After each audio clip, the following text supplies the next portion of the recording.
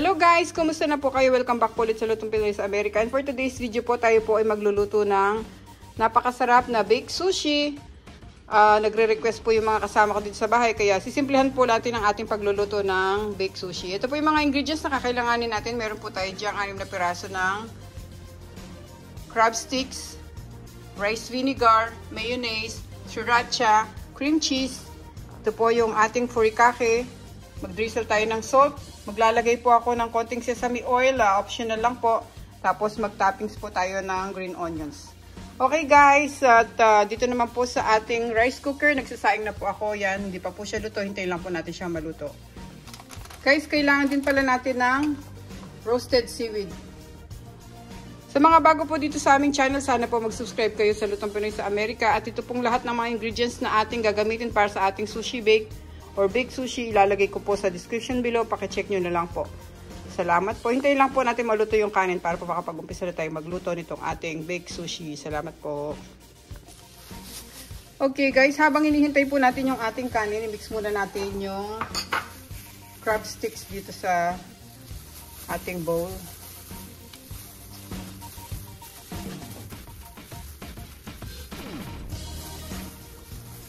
Hiwa-hiwalayan muna natin yung ating crab sticks.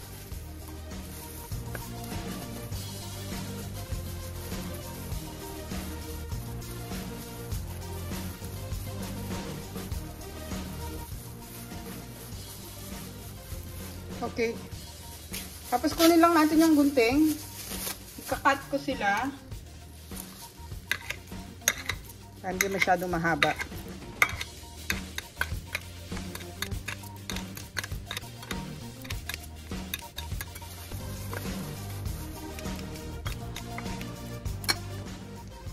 Ngayon, okay na yung crab sticks natin. Lagay naman natin yung ating mayonnaise.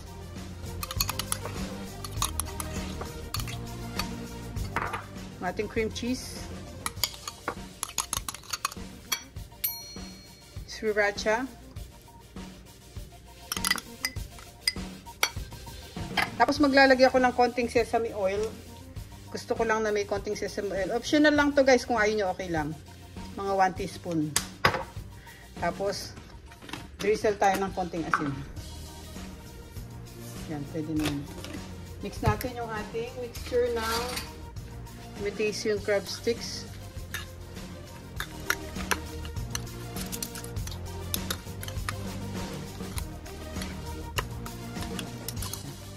Okay na tong ating mixture ng imitation crab sticks. At luto na rin yung ating kanin. Pwede na tayong maggawa ng ating baked sushi. Ngayon guys, luto na yung kanin natin. Kuha tayo. Sandok natin itong ating, ayan, meron ako dyang baking dish. Diyan natin ilalagay yung ating kanin.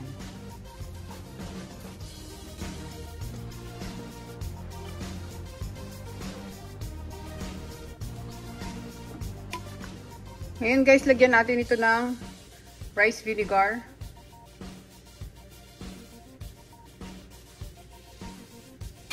At drizzle pa tayo ng konting asin. Or pinch of salt lang.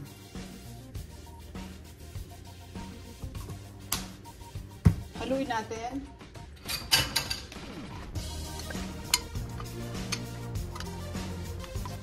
Ngayon i-flatten natin yung ating rice.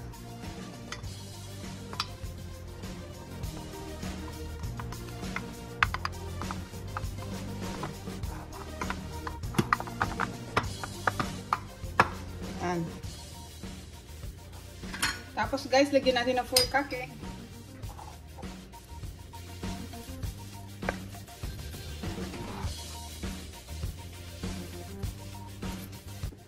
Yan na guys. Tapos lagyan natin yung ating mixture ng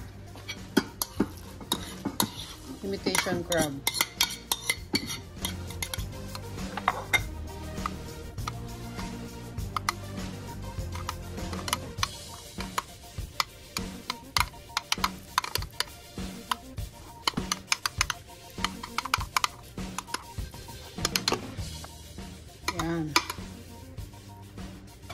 Ayan guys, maglalagay ulit tayo ng ating furikake.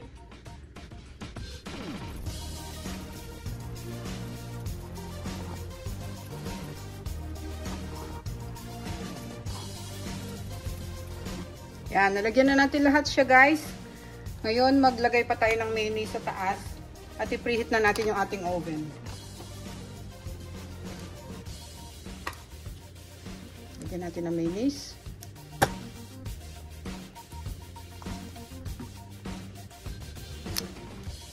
Yan.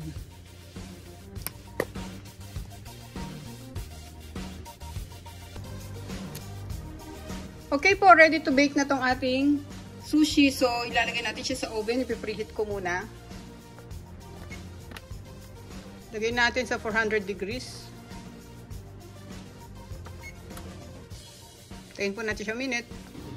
Nasa sa inyo po guys kung gusto niyo po maglagay ng sriracha or hot sauce sa taas. Kasi hindi ako masyadong naglagay ng hot sauce kasi baka hindi makain ng bata. Kaya okay na po sa amin yung ganyan. Hintayin lang natin 2 minutes yung ating oven para maipasok natin siya. Okay, ready na po yung oven natin. Pwede na natin ipasok tong ating sushi para i-bake natin.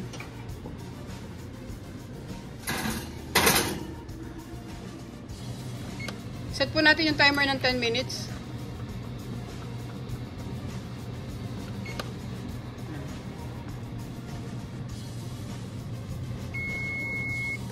Okay, luto na po yung ating baked sushi. Check na natin. Off na natin yung ating oven.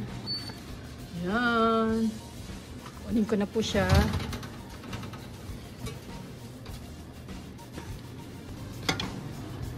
Yan guys. So,